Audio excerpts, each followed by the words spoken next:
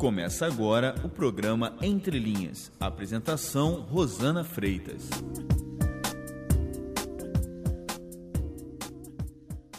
Boa tarde, ouvintes da Rádio RH. Começa agora mais um programa Entre Linhas. Eu sou Rosana Freitas e minha convidada de hoje é a Débora Dias, autora do livro MBA Educação, a gestão estratégica na escola que aprende. Boa tarde, Débora. Boa tarde, Rosana. É um prazer recebermos você aqui na Rádio RH. Conte-nos um pouco como surgiu a ideia de escrever esse livro. Esse livro, ele acabou sendo, para mim, um diário de bordo. O que aconteceu? Eu sou oriunda da área de educação, né?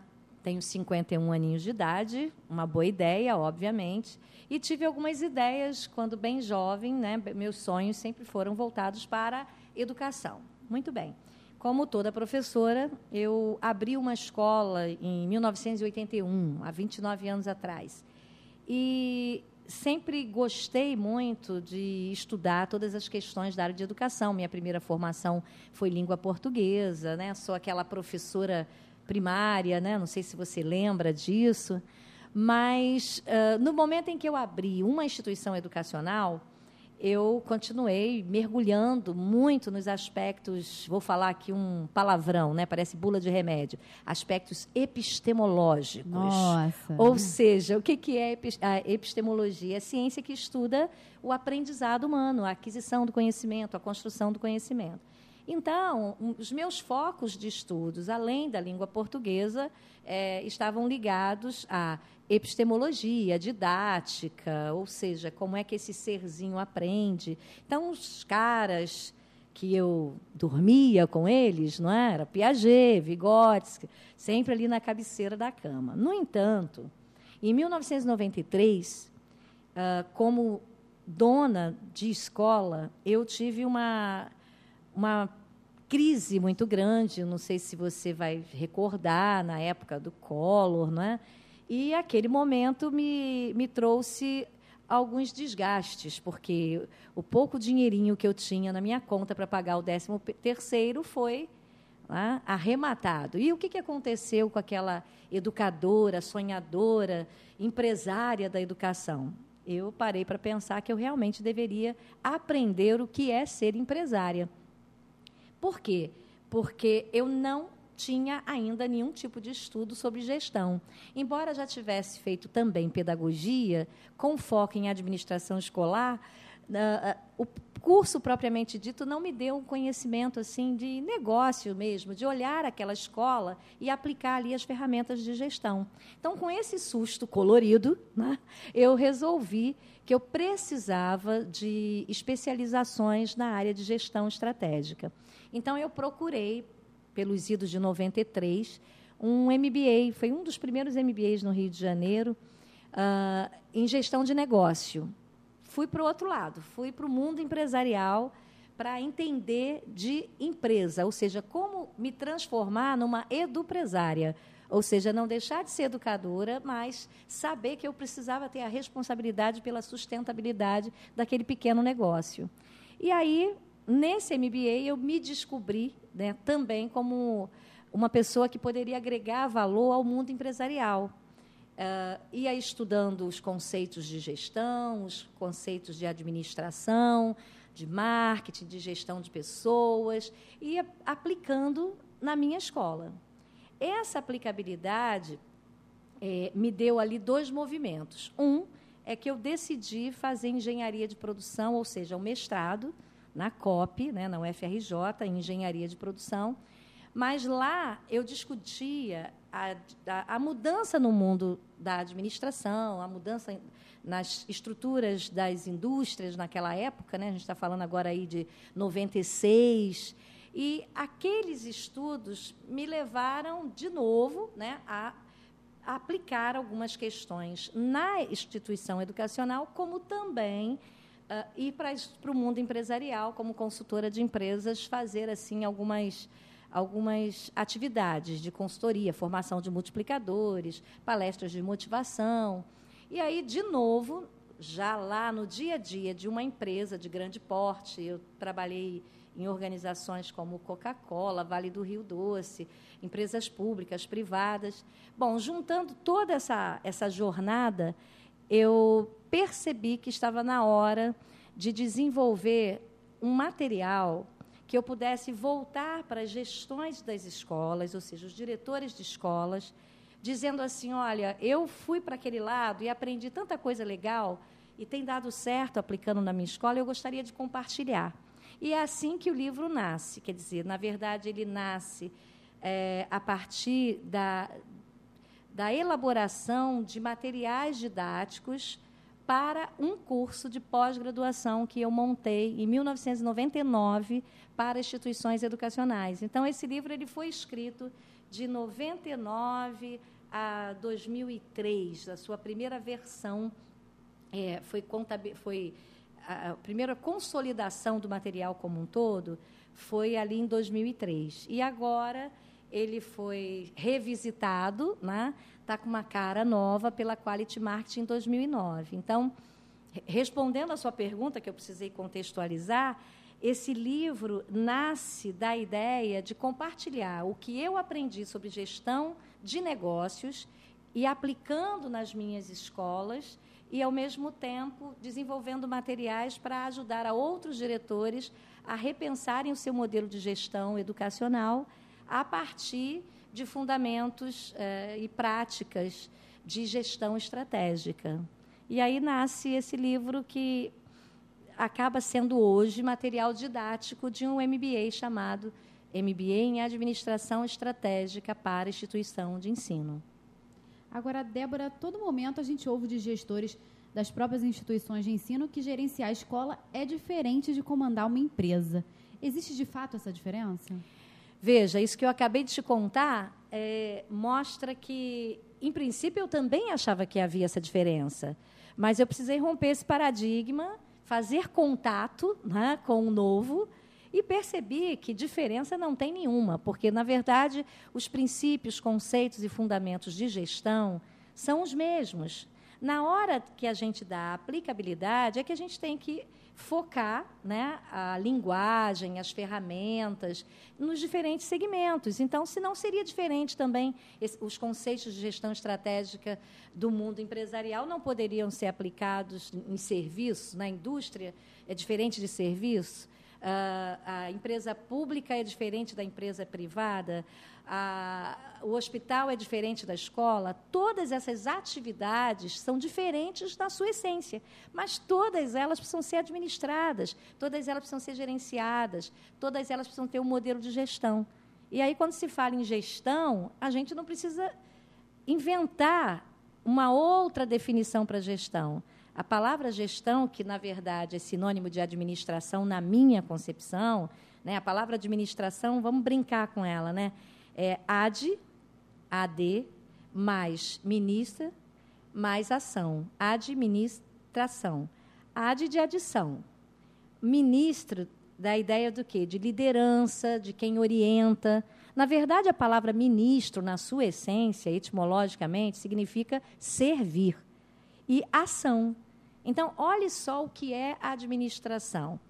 Um líder que precisa ser servidor, um gestor, um ministro, né, um ministro da educação, um ministro da saúde, são pessoas que orientam, que deveriam ou devem desenvolver diretrizes. Então, olha só, esse líder, o AD, por meio de um processo de gestão participativa, ou seja, a adição, mobiliza pessoas, né, para estratégias de ação. Então, olha só a essência da palavra administração. Então, quando a gente pensa nessas etapas, né, o que é administrar?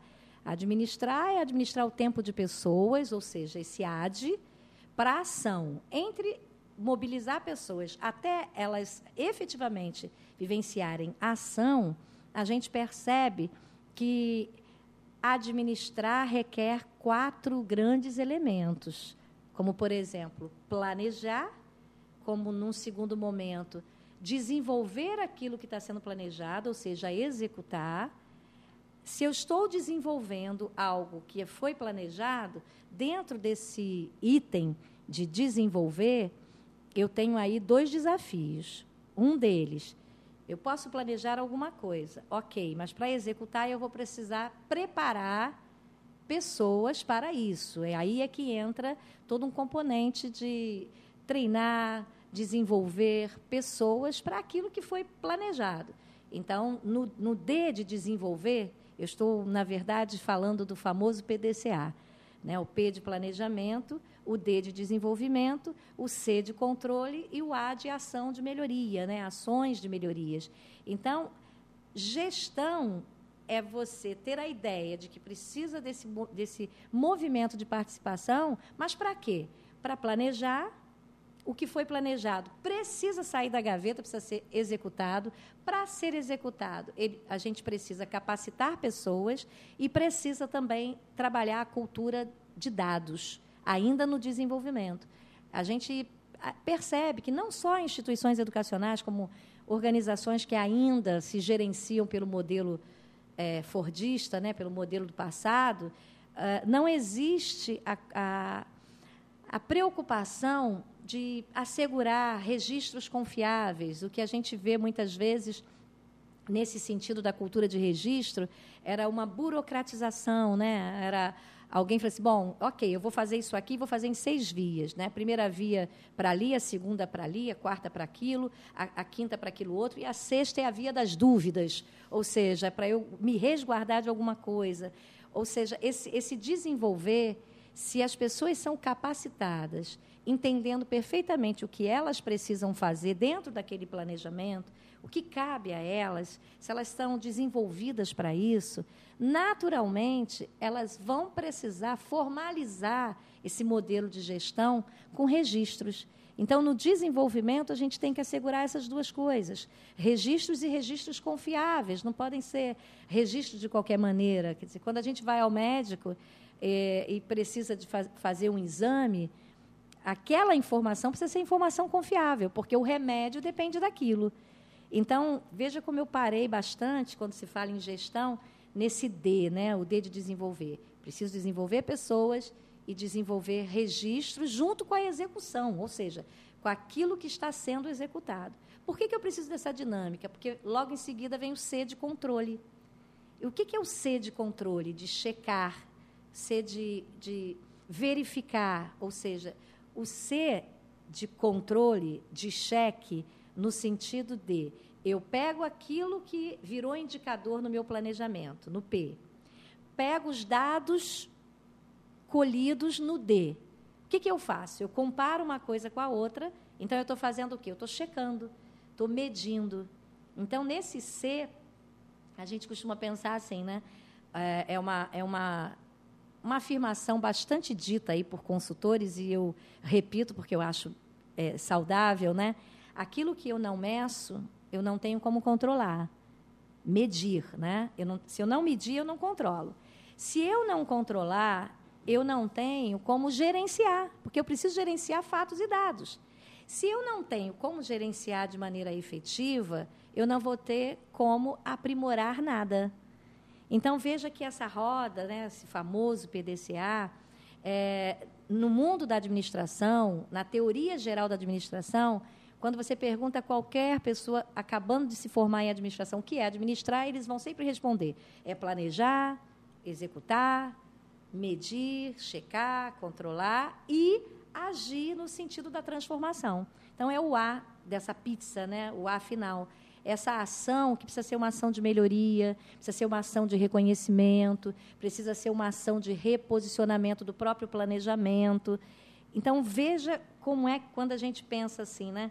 É diferente de uma empresa de educação para uma empresa no mundo não educacional? Não é diferente, porque todo e qualquer tipo de atividade, seja um botequim, uma boate, um hospital, um supermercado, uma farmácia, uma escola, uma universidade, uma indústria, uma empresa de serviços, uma empresa pública, uma empresa privada, toda e qualquer organização precisa girar o seu PDCA. Agora, Débora, sendo o Brasil um país que busca o crescimento e mudanças tanto ambientais quanto econômicas, você acredita que o cenário político como um todo, ele influencia na educação, ou seja, em uma nova visão de liderança dos gestores educacionais? Bom, agora você está me trazendo aqui um aspecto que, nesse momento, é o meu conflito existencial, né? Vamos pensar assim, para termos uma organização, seja ela uma instituição de ensino ou qualquer outro tipo de atividade, para sermos uma organização conectada com a modernidade, conectada com os aspectos contemporâneos de gestão, para sermos uma organização assim, a gente precisa olhar a empresa sob o aspecto externo e interno. Então, quando você diz, né, nós estamos num país que busca crescimento de mudanças, essas mudanças precisam ser gerenciadas. Aliás, o primeiro capítulo do livro é justamente isso, administrando sua organização, sua escola em tempos de mudanças. Porque as mudanças, para serem administradas, elas precisam olhar tanto para o ambiente externo como para o ambiente interno. Então, quando você diz assim, né, as questões ambientais, econômicas, o cenário político, isso tudo influencia a educação? Isso e mais. Influencia a educação também os aspectos científicos e biotecnológicos, os aspectos, as variáveis, as macrovariáveis, né, as tendências tecnológicas, econômicas, culturais, demográficas. Eu chamo essas grandes questões de questões macro, ou seja, do ambiente macro.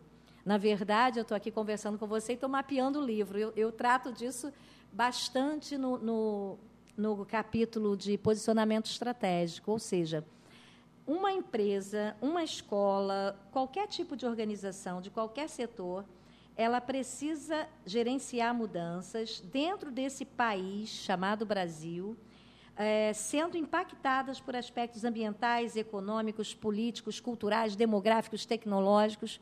Mas aqui, agora, eu queria dar uma paradinha para, quando você fala dessa visão, essa nova visão do líder, né? Quando é que a gente pode ter essa nova visão? Quando a gente realmente sai da rotina, quando a gente sai desse mergulho da rotina, e para quê? Para olhar o futuro. Para eu olhar o futuro, eu preciso saber o que está acontecendo no mundo, a partir do que está acontecendo no meu país. Então, essas macrovariáveis, elas me direcionam para que eu possa pensar quais as oportunidades e quais as ameaças que a minha instituição tem a partir dessas macrovariáveis. O que está acontecendo no ambiente econômico que está impactando uma instituição de ensino? Eu até abro um parênteses aqui para dizer o seguinte: instituições de ensino de pequeno, médio porte, nesse momento, estão vivendo uma crise econômica avassaladora, também proveniente de aspectos políticos. Sabe por quê? Porque não existe política governamental para ajudar um pequeno e médio negócio voltado para a educação. Eu não tenho visto nem o próprio SEBRAE, que tem esse olhar para pequenas empresas, olhando para instituições educacionais, creches, instituições de pequeno e médio porte. E a gente ainda conta, agora eu vou falar, coloquei aqui a minha carapuça de diretora de 2 unidades educacionais, né? Uma na Tijuca e outra na Penha Circular, o Exil Educacional, que é o meu laboratório. E eu posso te dizer, Rosana, que o que mais me entristece atualmente é saber que existe um lindo projeto pedagógico, um projeto sério de inclusão, um projeto fantástico de gestão de pessoas. A gente tem, inclusive, um MBA interno para os professores. E, no final da história, existe uma lei, chamada Lei da Inadimplência, que faz com que, infelizmente, pessoas na sociedade que não sabem o valor que a educação tem, ainda tem esse aspecto político, para além da ausência de políticas para esse tipo de atividade, existe uma lei que ainda favorece o aumento da inadimplência. Então, veja só, eu, como diretora de escola, é o que eu procuro compartilhar com os meus colegas diretores. Preciso olhar para todos esses aspectos macro, né, nesse ambiente Brasil e nesse ambiente mundo, que também estamos falando de globalização, preciso olhar para a minha escola e ver o que de tudo isso eu estou vivendo que é ameaça. Então, eu acabei de citar aqui uma ameaça séria, para além da ameaça que tem muito a ver com um outro aspecto de macrovariável, que são aspectos culturais, né? A inversão de valores, os jovens que estão aprendendo a odiar, a fazer bullying, ao invés de aprenderem a amar o próximo, a respeitar, a terem compaixão. Então, a gente já tem essa crise, onde tudo tem sobrado para a escola. A gente vê famílias com processos de relacionamento doentios, e aí a escola acaba virando o único aparelho, né? O único aparelho da sociologia, que a gente estuda, os aparelhos da ideologia, que seriam a igreja, a escola e a família. Aí a gente vê a família em crise, a gente vê a igreja em crise e, obviamente, que a escola acaba tendo uma crise, porque o essencial da escola é ter um projeto pedagógico. E, se é ter um projeto pedagógico, o essencial seria ensinar. E aí, hoje, a gente também precisa ensinar, e isso é muito bom, valores, etc. e tal, mas veja como todas essas coisas externas impactam o dia a dia da escola. E o risco qual é? Perder o foco. Então, o gestor educacional precisa acordar para esse aspecto de estar sintonizado com o que acontece do lado de fora, para olhar o seu interno e ver que forças e fraquezas ele tem para interagir, né, com as oportunidades e as ameaças no ambiente externo. Loucura isso, né? Confuso. Verdade. Vamos agora para uma pequena pausa, a gente volta já. Estamos apresentando Entre Linhas, com Rosana Freitas. Ouvintes da Rádio RH têm sempre voz. Para dúvidas ou sugestões de programação, escreva para a gente, assessoria@zetaprobus.com.br. Aguardamos seu contato. Rádio RH, conectando você ao mundo corporativo.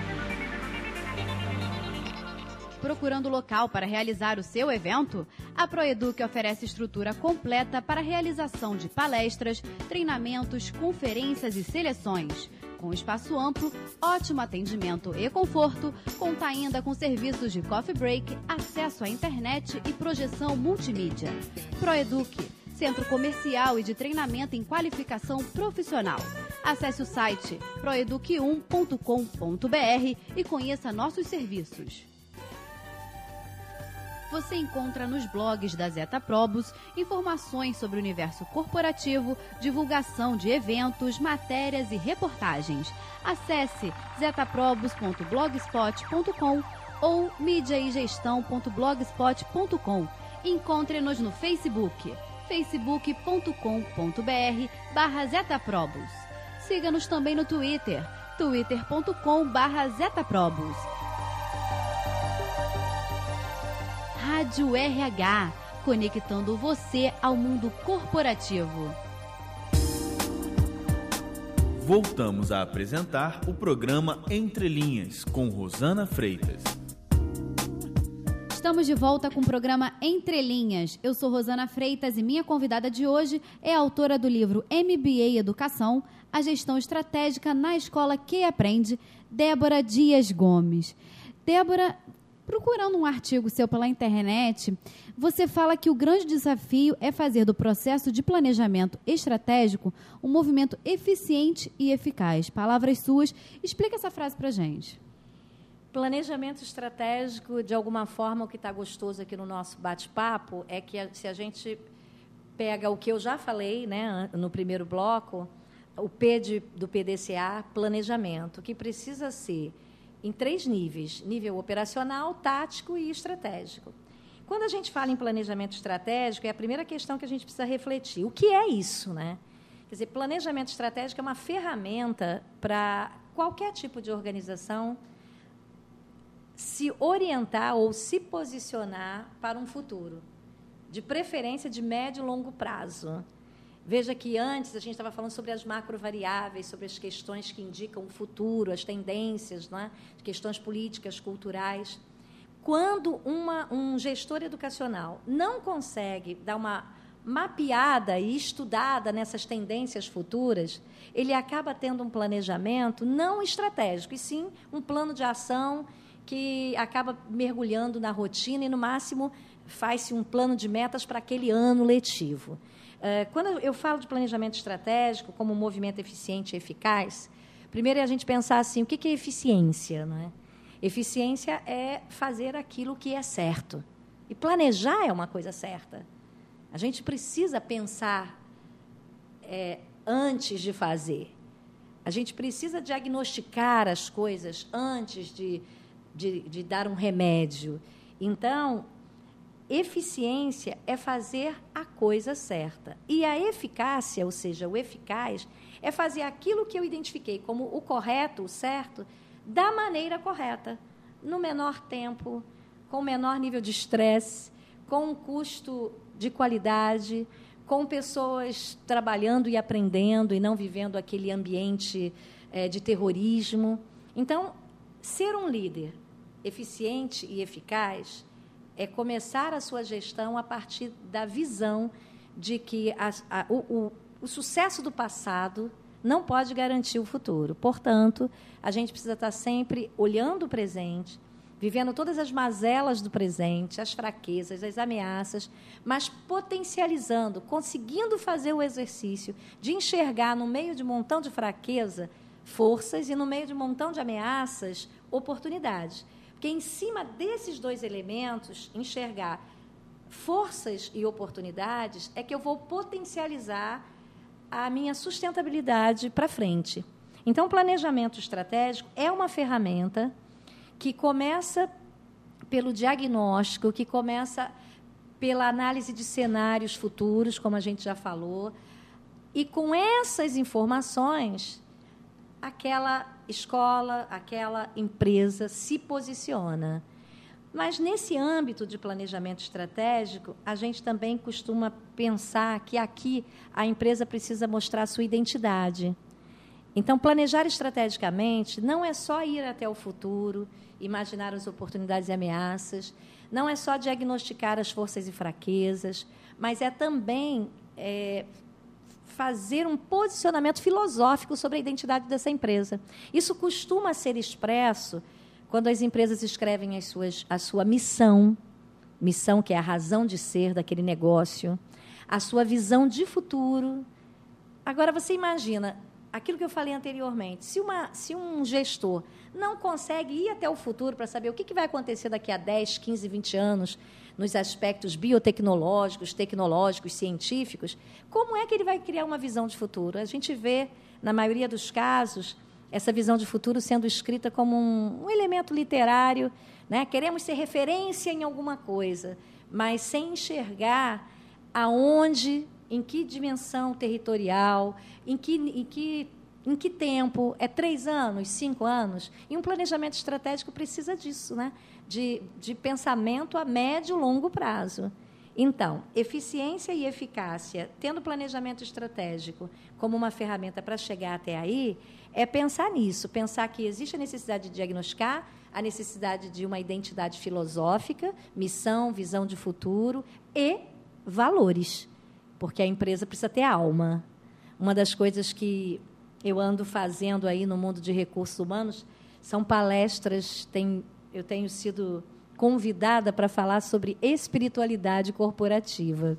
Ou seja, é um jeito novo de falar de ética aplicada, né?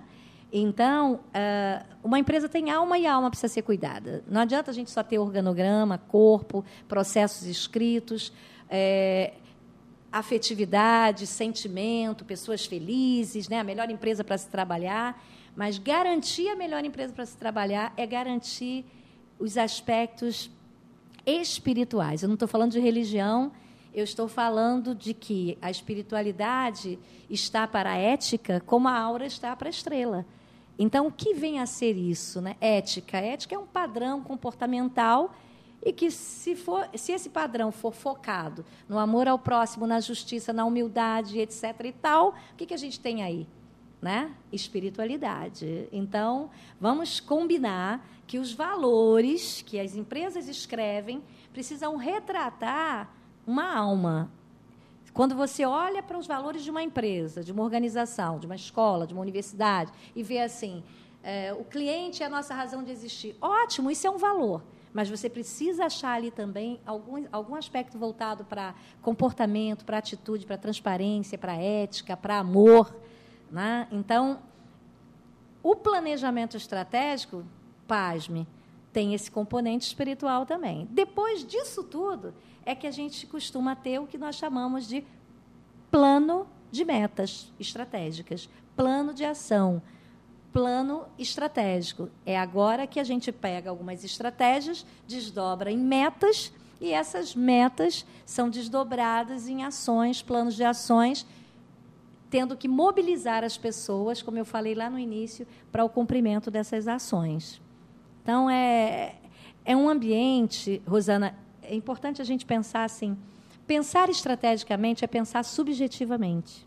Não é fácil ter visão sistêmica.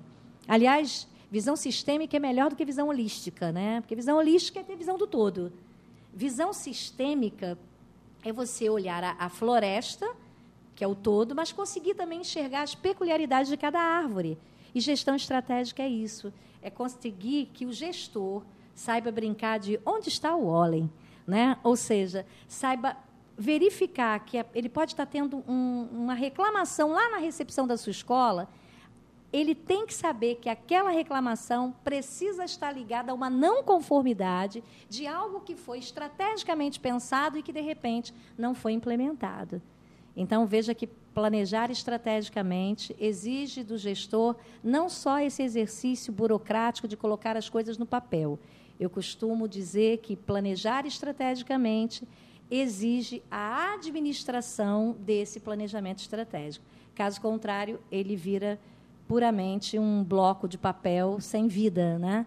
Isso é o que eu trato desse aspecto nos capítulos 7 e 8 do livro. Quer dizer, é algo tão fundamental e tão importante, tão subjetivo, tão complexo, que eu acabei dedicando 2 capítulos para pensar nessa visão estratégica que o gestor educacional tem que ter.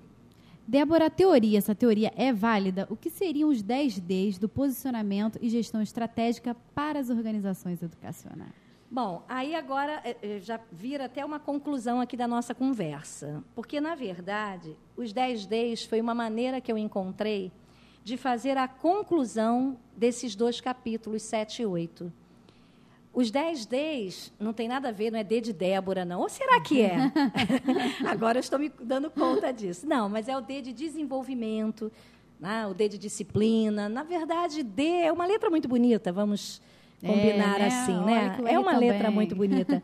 E aí eu pensei assim, bom, eu preciso estabelecer uma grande conclusão para esse gestor fazer um checklist se ele realmente está fazendo um MBA com a sua escola, ou seja, uma gestão estratégica com a sua escola.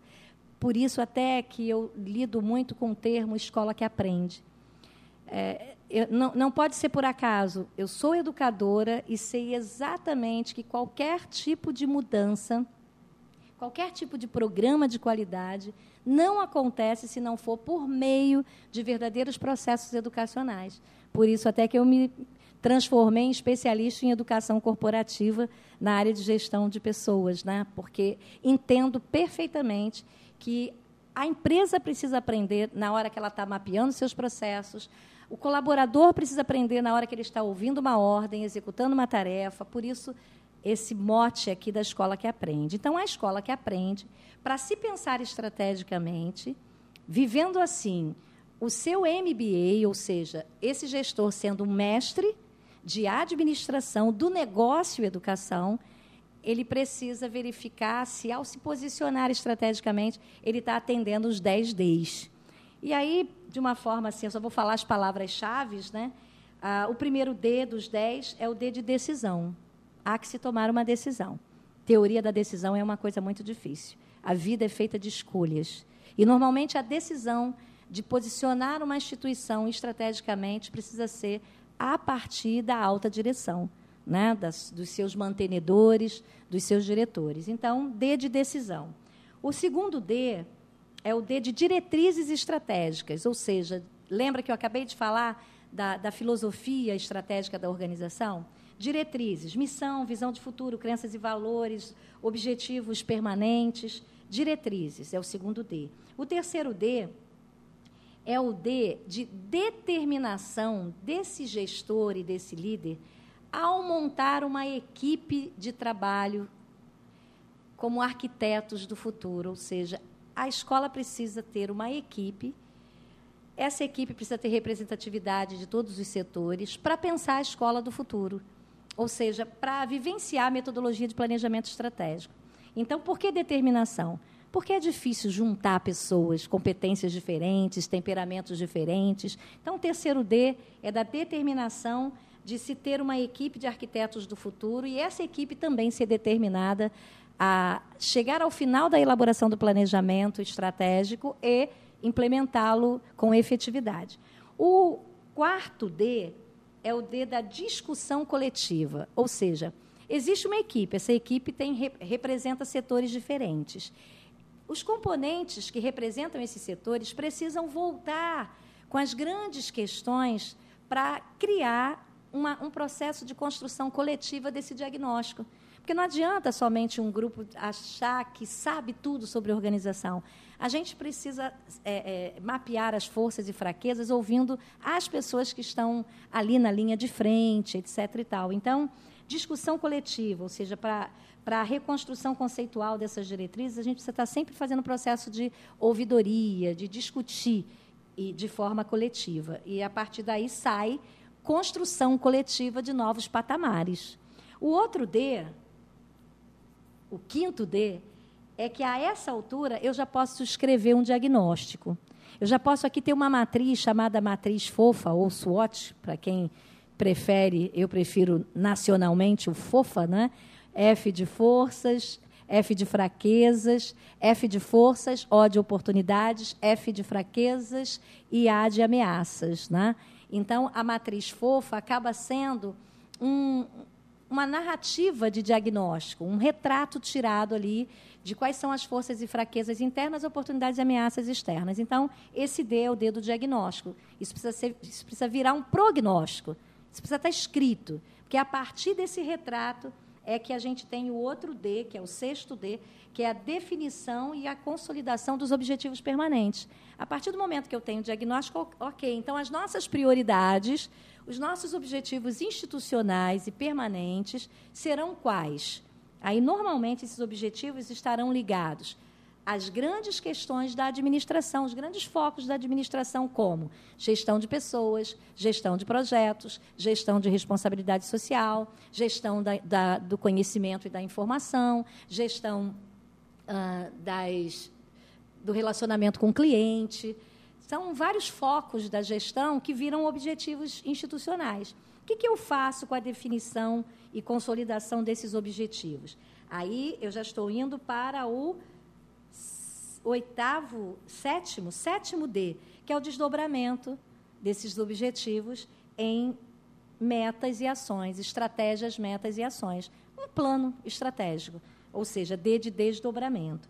E aí a gente chega no desenvolvimento, que é o outro D, que é a ideia daquela roda que eu falei no início da nossa entrevista, o PDCA girando, né? Desenvolver, é aquele D. Planejou, agora ele está em ação, desenvolvimento. E nós temos o penúltimo D, que é o desejo de continuar. Eu aprendi há muitos anos atrás com um carinha chamado Deming, um precursor aí desses processos da qualidade, que todo líder, todo profissional, todo empreendedor precisa ter constância de propósito, né? Para isso, a gente precisa ter resiliência, a gente precisa ter desejo de continuar, porque o que não falta no nosso dia a dia são estímulos. Não faltam estímulos para você ter vontade de parar, para você pensar, por que eu inventei isso? Então, o penúltimo D é desejo de continuar. E o último, se eu sou uma escola que aprendi com todos esses Ds, o primeiro, decisão, o segundo, diretrizes estratégicas, o terceiro, determinação de uma equipe de planejamento, o quarto, discussão coletiva, O quinto, diagnóstico institucional. O sexto, a definição dos objetivos permanentes. O sétimo, o desdobramento das metas e ações. O oitavo, né, o desenvolvimento da performance, ou seja, o desenvolvimento mesmo de tudo.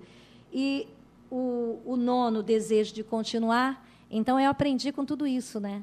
Se eu aprendi com tudo isso, o que eu tenho que fazer agora? Difundir os resultados e o aprendizado com todas essas questões. Então, eu procurei, nesses 10 Ds, fazer assim, uma grande conclusão dos grandes aspectos, né, da gestão estratégica. Esses 10 Ds compõem a conclusão do capítulo 7 e 8, e esse livro tem 10 capítulos. Não por acaso, os 2 últimos são voltados para as pessoas, né? O nono voltado para essa ambiência de cultura, essa ambiência de gestão de pessoas, e o último voltado para a escola que aprende propriamente dito. Como é que é essa construção dessa ambiência de aprendizagem institucional, já que escola já tem por si só, né, na sua essência, o ensino como atividade principal. Mas ensino e aprendizagem são 2 coisas diferentes. Então, aprendizado significativo é o que eu desejo para todos os gestores com esse livrinho, que eu me dei conta de que ele tem 400 páginas. Então, são 400 páginas que eu costumo dizer que eu faço parte dessa história, né? Todas as coisas que dão certo, todas as minhas aflições, por isso que é um manual mesmo, né? Um diário de bordo que está aqui. E, diante disso, para quem você indica a leitura? Eu indico essa leitura, eu indico esse livro para todo e qualquer profissional, não precisa ser só da área de educação, mas toda e qualquer pessoa que queira pensar o seu negócio. E é importante eu finalizar essa entrevista dizendo o que eu entendo da palavra negócio, né? Negócio vem de negotium, que significa negar o ócio. Então, eu indico essa leitura para qualquer pessoa gestora, né? Um gestor, que pode ser de instituição de ensino, como qualquer outra organização, que negue o ócio e queira pensar a sua organização, a sua atividade, sobre vários parâmetros da gestão, fazendo assim o seu pensamento estratégico, né, como uma competência básica da sua existência. Obrigada, Débora, por aceitar nosso convite em nome de todos os ouvintes da Rádio RH. Você quer deixar um contato, um e-mail? Olha, o meu e-mail, ddg@exileducacional, exil com S, agarradinho, exileducacional.com.br. E o site, tem também o site do Exil, mas o site da minha consultoria, que é www.ddg, de Débora Dias Gomes, né? DDG Educacal, ou seja, DDG Educação, sem cedilha e sem o tio.com.br, www.ddgeducacal.com.br. Eu sou Rosana Freitas, entrevistei a autora do livro MBA Educação, a gestão estratégica na escola que aprende, Débora Dias Gomes.